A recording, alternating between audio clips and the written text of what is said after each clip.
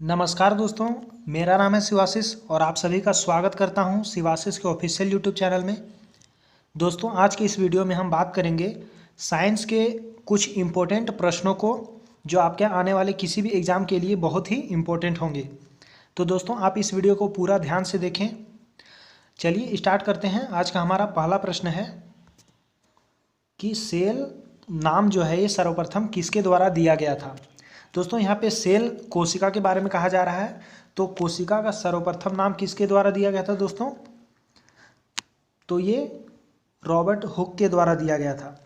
दोस्तों, मैं आपको बता दूं कि आपको जितने भी प्रश्न आपसे करवाए जा रहे हैं उनमें से अगर आपको किसी भी प्रश्न का आंसर आता हो तो उसका आंसर आप कमेंट बॉक्स में मुझे ज़रूर बताएं। तो दोस्तों, इसका सही आंसर है रॉबर्ट हुक। और दोस्तों, इन्होंने 1665 ईस्वी में कोशिका की खोज करी थी। ठीक है। और दोस्तों, मैं आपको जितने भी एक्स्ट्रा फैक्ट बता रहा हूँ वो सारे बहुत ही इंपॉर्टेंट हो गए, तो आप उसे भी याद रखेंगे। तो दोस्तों, बाकी ऑप्शंस को भी देख लेते हैं, जैसे कि ग्रेगर जॉन मेंडल, ये जो हैं ये आनुवंशिकी के जनक माने जाते हैं। ग्रेगर जॉन मेंडल जो हैं ये आनुवंशिकी के जनक माने जाते हैं। नेक्स्ट है यहाँ पे पुरकिंज। तो पुरकिंज को जीव द्रव्य शब्द का प्रयोग किया था इन्होंने सबसे पहली बार। जीव द्रव्य शब्द का प्रयोग किया था इन्होंने। और दोस्तों, कई बार प्रश्न में पूछा जाता है कि कोशिका जो है, कोशिका का अध्ययन क्या कहलाता है। तो दोस्तों, साइटोलॉजी में कोशिका का अध्ययन कहलाता है। दोस्तों, कई बार पूछा जाता है कि सबसे बड़ी कोशिका कौन सी है, तो यह है शुतुरमुर्ग का जो अंडा होता है वो कोशिका सबसे बड़ी होती है। ठीक है। अगला क्वेश्चन देखते हैं। क्वेश्चन नंबर 2 है यहाँ पे, साग सब्जी के पौधों का अध्ययन क्या कहलाता है। तो दोस्तों, आपको बताना है कि साग सब्जी के जो पौधे होते हैं उसका अध्ययन किस विज्ञान की शाखा में की जाती है। तो इसका सही आंसर हो जाएगा ऑप्शन डी, यानी कि ओलेरी कल्चर। ठीक है दोस्तों। और दोस्तों, यहाँ पे है एपी कल्चर। तो एपी कल्चर में मधुमक्खियों का अध्ययन किया जाता है। ठीक है। नेक्स्ट यहाँ पे सेरीकल्चर। तो सेरीकल्चर में रेशम कीटों का अध्ययन किया जाता है। नेक्स्ट है हॉर्टिकल्चर। तो इस हॉर्टिकल्चर में फलों का उत्पादन से संबंधित अध्ययन किया जाता है हॉर्टिकल्चर में। ठीक है। अगला क्वेश्चन देखते हैं। क्वेश्चन नंबर 3 है, इनमें से कौन सा पाचन तंत्र का अंग नहीं है। दोस्तों, आपको बताना है कि इन 4 ऑप्शंस में से कौन सा ऑप्शन जो है ये पाचन तंत्र का अंग नहीं है। तो इसका सही आंसर हो जाएगा ऑप्शन बी, यानी कि कॉर्निया। दोस्तों, ये जो है कॉर्निया आँख में पाई जाती है। ठीक है। और बाकी सारे जो बॉडी में पाए जाते हैं। दोस्तों, कई बार पूछा जाता है कि जो नेत्रदान, अगर कोई मनुष्य नेत्रदान करता है तो वह नेत्र का कौन सा भाग दान करता है, तो वह कॉर्निया का ही दान करता है। ठीक है। और दोस्तों, हम देख लेते हैं पित्ताशय के बारे में। तो पित्ताशय जो है इसमें पित्त को स्टोर किया जाता है, या पित्त स्टोर होता है पित्ताशय में। ठीक है। नेक्स्ट है यहाँ पे यकृत। तो दोस्तों, आपको मालूम होगा कि यकृत जो है हमारे शरीर के अंदर का सबसे बड़ा अंग होता है यकृत। ठीक है। जहाँ पर पित्त का निर्माण होता है। और दोस्तों, जैसा कि मैंने बताया, पित्त स्टोर कहाँ पर होता है, तो ये पित्ताशय में स्टोर होता है, और पित्त का निर्माण होता है यकृत में। दोस्तों, हमने तो बात की कि शरीर के अंदर का सबसे बड़ा अंग है यकृत, लेकिन अगर पूछा जाता है कि शरीर के बाहर का सबसे बड़ा अंग कौन सा है, तो ये है त्वचा। ठीक है। दोस्तों, यहाँ पे मिस टाइपिंग है, यहाँ पे आंत होगा।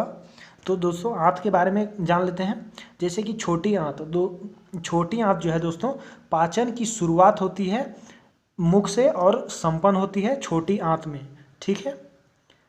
और दोस्तों, छोटी आंत जो है इसमें प्रोटीन का पाचन होता है। छोटी आंत प्रोटीन का पाचन दोस्तों होता है अमाशय में। तो आप इसे भी याद रखेंगे। अगला क्वेश्चन देखते हैं। क्वेश्चन नंबर 4 है, भोजन को शरीर में किस प्रक्रिया के द्वारा पहुंचाया जाता है।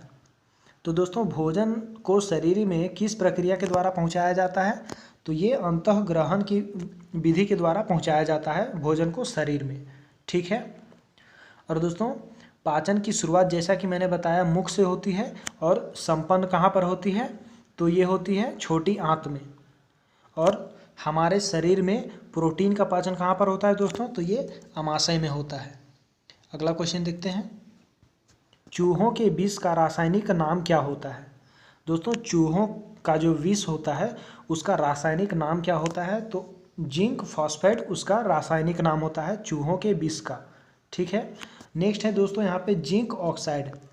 तो दोस्तों जिंक ऑक्साइड को ZnO यानी कि इसका रासायनिक सूत्र ये होता है, जिंक ऑक्साइड का रासायनिक सूत्र ZnO होता है। और दोस्तों इसका व्यापारिक नाम होता है चाइनीज श्वेत। ठीक है ना, जिंक ऑक्साइड को चाइनीज श्वेत के नाम से भी जाना जाता है।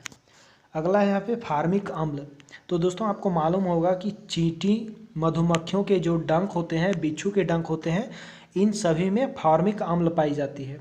अगर कोई चींटी हमें काटती है तो जलन महसूस होती है, इसका कारण होता है फार्मिक अम्ल की उपस्थिति हमारे शरीर में हो जाती है, जिसकी वजह से हमें जलन महसूस होती है। नेक्स्ट है यहाँ पे लेड ऑक्साइड। तो दोस्तों लेड ऑक्साइड का रासायनिक सूत्र होता है PbO। ठीक है। और दोस्तों इसका व्यापारिक नाम होता है लिथार्ज। तो आप इसे भी याद रखेंगे। अगला क्वेश्चन देखते हैं, चॉकलेट में किसकी मात्रा बढ़ने पर स्वास्थ्य के लिए हानिकारक होती है? तो दोस्तों इसमें सीसा की मात्रा अगर बढ़ जाती है तो स्वास्थ्य के लिए हानिकारक होने लगती है। ठीक है। और दोस्तों सीसा अगर हम बात की है तो सीसा का डिनोट किया जाता है Pb से, जिसका रासायनिक परमाणु क्रमांक होता है 82। नेक्स्ट है यहाँ पे निकल। तो निकल को दोस्तों Ni से डिनोट किया जाता है। ठीक है। और इसका परमाणु क्रमांक होता है 28। अगला यहाँ पे कोबाल्ट। तो कोबाल्ट को Co से डिनोट किया जाता है और कोबाल्ट का परमाणु क्रमांक होता है 27। अगला यहाँ पे जिंक। दोस्तों इसको जस्ता भी कहा जाता है और इसका सिंबल होता है Zn। इसका परमाणु क्रमांक होता है 30। तो आप इसे भी याद रखेंगे। अगला क्वेश्चन देखते हैं, इलेक्ट्रॉन त्यागने की प्रक्रिया को कहा जाता है। दोस्तों आपको बताना है कि इलेक्ट्रॉन जो त्यागने की प्रक्रिया है उस प्रक्रिया को क्या कहा जाता है। तो इसका सही आंसर हो जाएगा ऑप्शन बी यानी कि ऑक्सीकरण। इलेक्ट्रॉन त्यागने की प्रक्रिया को ऑक्सीकरण कहा जाता है। ठीक है। और दोस्तों अगर पूछा जाता है कि इलेक्ट्रॉन ग्रहण करने की प्रक्रिया को क्या कहा जाता है, तो अवकरण कहा जाता है इलेक्ट्रॉन ग्रहण करने की प्रक्रिया को। अब दोस्तों यहाँ पे एक वर्ड आया है इलेक्ट्रॉन, तो इसके बारे में जान लेते हैं। तो इलेक्ट्रॉन की खोज किसके द्वारा की गई थी दोस्तों? तो J.J. थॉमसन के द्वारा की गई थी। कब? 1897 ईस्वी में। ठीक है। और दोस्तों इलेक्ट्रॉन में कौन सा आवेश पाया जाता है? तो ये ऋणात्मक आवेश पाया जाता है, या हम कहें कि ऋणायन होता है इलेक्ट्रॉन में। ठीक है। अगला क्वेश्चन देखते हैं, क्वेश्चन नंबर 8 है, विज्ञान की शाखा पीडोलॉजी में किसका अध्ययन किया जाता है? तो दोस्तों आपको बताना है कि विज्ञान की किस शाखा यानी कि विज्ञान की शाखा जो पीडोलॉजी है उसमें किसका अध्ययन किया जाता है।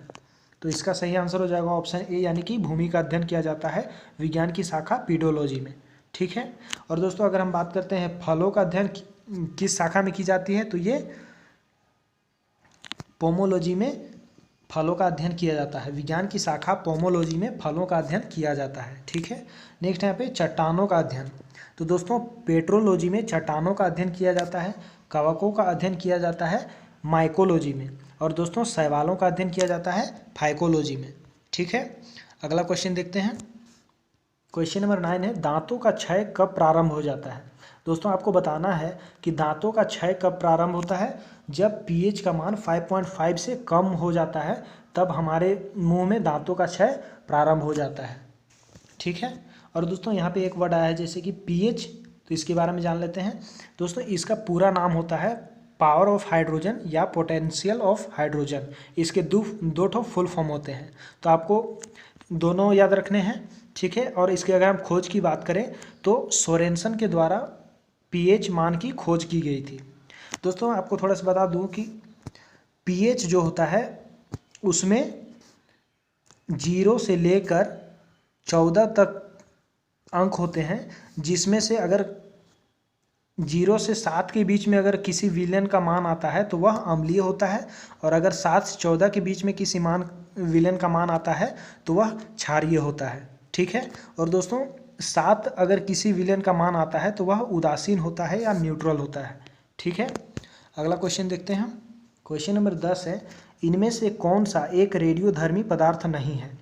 दोस्तों आपसे पूछा जा रहा है कि इनमें से कौन सा एक रेडियोधर्मी पदार्थ नहीं है।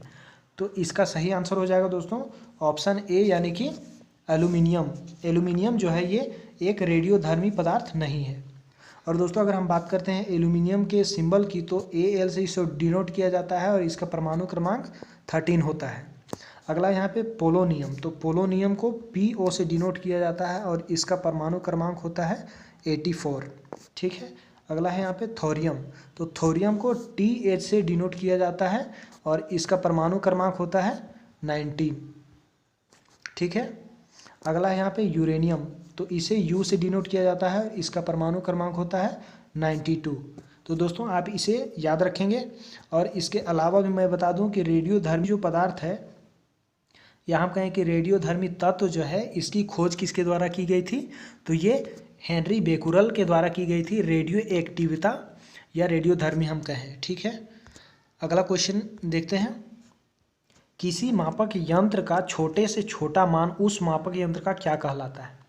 तो दोस्तों अगर कोई मापक यंत्र है, वो छोटा से छोटा मान हमें ज्ञात करना है, तो उस यंत्र को क्या कहा जाता है, तो उसे कहा जाता है अल्पतमांक। ठीक है। अल्पतमांक इसे कहा जाता है। बाकी ऑप्शंस को भी देख लेते हैं। जैसे मोल है, तो ये दोस्तों मोल जो है ये अनुद्रव्यमान का सीजीएस मात्रक होता है। मोल जो है अनुद्रव्यमान का सीजीएस मात्रक होता है। और कैंडेला जो है ये ज्योति तीव्रता का मात्रक होता है। अगला क्वेश्चन देखते हैं। क्वेश्चन नंबर 12 है यहाँ पे, सबसे कम पर्यावरण को प्रदूषित करने वाला ईंधन कौन सा है। तो दोस्तों आपको बताना है कि इन 4 ऑप्शंस में से सबसे कम पर्यावरण को प्रदूषित करने वाला ईंधन कौन सा है। तो ये है हाइड्रोजन, जो पर्यावरण को सबसे कम प्रदूषित करता है और इसका सिंबल होता है H। परमाणु क्रमांक 1 होता है, परमाणु भार भी इसका 1 ही होता है। ठीक है। अगला क्वेश्चन देखते हैं। क्वेश्चन नंबर 13 है, किस धातु का उपयोग सोने और अन्य आभूषणों को भारी करने में किया जाता है। तो दोस्तों आपको बताना है कि कौन सा ऐसा धातु है जिसका उपयोग सोने और अन्य आभूषणों को भारी करने में किया जाता है। तो इसका सही आंसर ऑप्शन बी हो जाएगा, यानी कि इरिडियम। इरिडियम जो है दोस्तों, इसका उपयोग सोने और अन्य आभूषणों को भारी करने में किया जाता है। अगला है यहाँ पे रेडियम, तो रेडियम के बारे में जान लेते हैं। तो इसका सिंबल होता है Ra। ठीक है। और इसका परमाणु क्रमांक होता है 88। अगला है पे एर्बियम, तो दोस्तों एर्बियम जो है, इसका आंसर आप कमेंट बॉक्स में मुझे बताएंगे कि एर्बियम का सिंबल क्या होता है और इसका परमाणु क्रमांक क्या होता है। नेक्स्ट यहाँ पे थोरियम, तो दोस्तों थोरियम को TH से डिनोट किया जाता है और इसका परमाणु क्रमांक होता है 90। ठीक है। अगला क्वेश्चन देखते हैं। उस विटामिन का नाम क्या है जो स्वास्थ्य के लिए आवश्यक होती है। तो दोस्तों उस विटामिन का नाम क्या है जो स्वास्थ्य के लिए आवश्यक होती है। तो दोस्तों विटामिन B6 भी आवश्यक होती है, विटामिन B9 भी और विटामिन B12 भी। यानी कि दोस्तों यहाँ पे गलती टाइपिंग हो गई है, यहाँ पे होगा इनमें से सभी जो विटामिन, यानी कि option D is the right answer. तो दोस्तों बाकी जैसे कि विटामिन B6 है, तो इसके बारे में भी जान लेते हैं। इसका रासायनिक नाम होता है दोस्तों पायरिडॉक्सिन। विटामिन B6 का रासायनिक नाम पायरिडॉक्सिन होता है। विटामिन B12 का रासायनिक नाम होता है साइनोकोबाल्मिन। ठीक है। और दोस्तों विटामिन B9 का रासायनिक नाम आप लोग कमेंट बॉक्स में मुझे बताएंगे। ठीक है। अगला क्वेश्चन देखते हैं। कोई व्यक्ति किसी वस्तु को स्पष्ट रूप से कब देख सकता है। तो जब वह पीड़ित हो। दोस्तों आपको बताना है कि कोई व्यक्ति किसी वस्तु को अगर स्पष्ट रूप से देख पाता है तब वह पीड़ित है। तो अगर वह स्पष्ट रूप से देख पा रहा है तो उसे तो कोई बीमारी से वह पीड़ित नहीं है, यानी कि इनमें से कोई नहीं। ठीक है। दोस्तों अगर किसी व्यक्ति को 25 सेंटीमीटर से कम की दूरी अगर नहीं दिखाई देता है तो उसे दूरदृष्टि दोष यानी कि हाइपरमेट्रोपिया होती है। अगर किसी व्यक्ति को 25 सेंटीमीटर से ज़्यादा दूर की वस्तु को अगर देखने में दिक्कत हो रही है तो उसे निकट दृष्टि दोष होती है। ठीक है। अगला क्वेश्चन देखते हैं। बल्ब में निष्क्रिय नाइट्रोजन का उपयोग, नाइट्रोजन और आर्गन, यहाँ पे छूट गया दोस्तों, नाइट्रोजन और आर्गन जो है उसका उपयोग क्यों किया जाता है। तो दोस्तों इस प्रश्न से हमें 2 बात पता चलती है। सबसे पहला चीज़ कि विद्युत बल्ब में नाइट्रोजन और आर्गन 2 गैसें भरी होती है और दूसरा चीज़ कि बल्ब में जो निष्क्रिय नाइट्रोजन और आर्गन भरी होती है उसका उपयोग क्यों किया जाता है, तो वो किया जाता है फिलामेंट का जीवन बढ़ाने के लिए। दोस्तों जैसा कि मैंने बताया आर्गन के बारे में, तो आर्गन एक अक्रिय गैस होती है और जिसके वजह से फिलामेंट की लाइफ थोड़ी अच्छी होती है, फिलामेंट बची रहती है, ठीक है ना। और दोस्तों फिलामेंट जो बना होता है विद्युत बल्ब में वह टंगस्टन धातु का बना होता है जिसका सिंबल होता है W, ठीक है ना, और इसका परमाणु क्रमांक होता है 74, ठीक है। और दोस्तों अगर बात आई है विद्युत बल्ब की, तो इसके खोज करता है थॉमस अल्वा एडिसन, तो आप इसे भी याद रखेंगे। अगला क्वेश्चन देखते हैं, विटामिन B1 की कमी से कौन सा रोग होता है। तो दोस्तों विटामिन B1 कहीं कहीं आपको सिर्फ B नज़र आएगा, B1 नहीं, सिर्फ विटामिन B नज़र आएगा, तो उसमें भी आप कंफ्यूज मत होना है। विटामिन B1 की कमी से होता है दोस्तों बेरी नामक रोग, ठीक है ना। और इसका रासायनिक नाम की अगर हम बात करें तो थायमिन विटामिन B1 का रासायनिक नाम होता है। और दोस्तों अगर हम स्कर्वी बीमारी की बात करें, स्कर्वी रोग की, तो यह विटामिन C की कमी से होने वाला रोग है और विटामिन C का रासायनिक नाम एस्कॉर्बिक एसिड होता है। अगला यहाँ पे पेलाग्रा, तो दोस्तों पेलाग्रा जो है विटामिन B3 की कमी से होने वाला रोग है पेलाग्रा, और विटामिन B3 का रासायनिक नाम होता है नियासिन। दोस्तों विटामिन के टॉपिक पे मैंने अलग से एक वीडियो बनाया हुआ है, तो आप चाहें तो उसे भी आप देख सकते हैं। अगला क्वेश्चन की ओर बढ़ते हैं हम लोग। क्वेश्चन नंबर 18 है, पचे हुए भोजन में मौजूद विषैले पदार्थ का अवशोषण कौन सा अंग करता है। तो दोस्तों आपको बताना है कि जो हमारे शरीर में भोजन में मौजूद विषैले पदार्थ होते हैं पचे हुए भोजन में, उसका अवशोषण कौन सा अंग करता है। तो इसका सही आंसर हो जाएगा ऑप्शन बी यानी कि यकृत। और दोस्तों मैंने जैसा कि ऊपर ही बताया कि यकृत जो है हमारे शरीर के अंदर का सबसे बड़ा अंग होता है यकृत, और हमारे शरीर के सबसे बाहर का अंग होता है सबसे बड़ा अंग त्वचा, ठीक है ना। और दोस्तों यहाँ पे अमाशय, तो अमाशय का जैसे मैंने बताया था कि प्रोटीन का पाचन अमाशय में ही होता है, ठीक है। अगला क्वेश्चन देखते हैं। क्वेश्चन नंबर 19 है, मानव शरीर का नियंत्रण केंद्र कहाँ है जो भूख पानी संतुलन तथा शरीर के तापमान को विनियमित करता है। तो दोस्तों इसका सही आंसर ऑप्शन सी हो जाएगा हाइपोथैलेमस। दोस्तों ये हाइपोथैलेमस जो है ये एक प्रकार का ग्रंथि है जो मस्तिष्क में ही पाया जाता है, ठीक है ना। और दोस्तों प्रश्न में कई बार पूछा जाता है कि मस्तिष्क का सबसे छोटा ग्रंथि या मास्टर ग्रंथि किस ग्रंथि को कहा जाता है, तो पीयूष ग्रंथि को मास्टर ग्रंथि के नाम से भी जाना जाता है जो मानव के मस्तिष्क में पाया जाता है। और दोस्तों आपको मालूम है कि जो पीयूष ग्रंथि या पिट्यूटरी ग्रंथि, इसका आकार एक मटर के दाने के समान होता है जिसका वजन होता है 0.5 ग्राम का, ठीक है ना। तो आप समझ सकते हैं कि ये कितना छोटा मस्तिष्क होता है, लेकिन मास्टर ग्रंथि के नाम से इसे जाना जाता है, ठीक है। अगला क्वेश्चन देखते हैं यहाँ पे, इनमें से कौन सामान्य श्वास प्रक्रिया को नियंत्रित करता है। तो दोस्तों आपको बताना है कि सामान्य श्वास की प्रक्रिया को नियंत्रित करने वाला इन 4 ऑप्शंस में से कौन सा है। तो इसका सही आंसर हो जाएगा ऑप्शन डी यानी कि पृष्ठीय श्वसन समूह, ठीक है। अगला क्वेश्चन देखते हैं। क्वेश्चन नंबर 21 है, संक्रमण तत्व की क्या विशेषता है। तो दोस्तों आपको बताना है कि संक्रमण तत्व की क्या विशेषता होती है। तो ये होती है अपूर्ण डी ऑर्बिटल, यानी कि option D is the right answer. और दोस्तों आपको एक सवाल और आ रहा हो कि SPFD ये जो 4 आप देख रहे हैं ये सारे क्या हैं, तो ये IUPAC जो है यूपेक नेम में ये अंग हैं सारे, ठीक है ना। तो आप इसे भी याद रखेंगे। अगला क्वेश्चन देखते हैं, पादपों में लचीलापन किसके कारण होता है।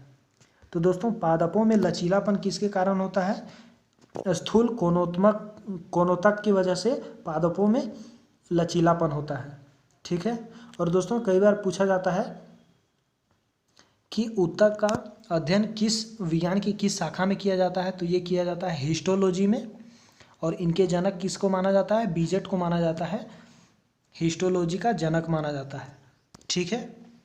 अगला क्वेश्चन देखते हैं। क्वेश्चन नंबर 23 है, हाइड्रोजन जलने की प्रक्रिया किससे जुड़ी है। तो दोस्तों हाइड्रोजन जलने की प्रक्रिया जो है ये ऑक्सीकरण से जुड़ी हुई है, ठीक है। अगला क्वेश्चन देखते हैं और आज का हमारा लास्ट प्रश्न है, गुरुत्वाकर्षण की प्रतिक्रिया में पौधे के गति को क्या कहा जाता है। तो दोस्तों आपको बताना है कि गुरुत्वाकर्षण की जो प्रतिक्रिया है उसमें पौधे की गति को क्या कहा जाता है। तो ये कहा जाता है जियोट्रॉपिज्म। और दोस्तों गुरुत्वाकर्षण की खोज किसके द्वारा की गई थी? तो ये आइजैक न्यूटन के द्वारा गुरुत्वाकर्षण का खोज किया गया था। ठीक है, तो दोस्तों आज का था यह हमारा वीडियो। आपको ये वीडियो कैसा लगा कमेंट बॉक्स में मुझे ज़रूर बताएं। और दोस्तों अगर आप इस चैनल में नए हैं तो चैनल को सब्सक्राइब कर लें और साथ ही बेल आइकन को भी प्रेस कर लें ताकि आने वाले हर एक वीडियो की नोटिफिकेशन आप तक सबसे पहले पहुंच सके। तो दोस्तों मिलते हैं नेक्स्ट वीडियो में, तब तक के लिए जय हिंद।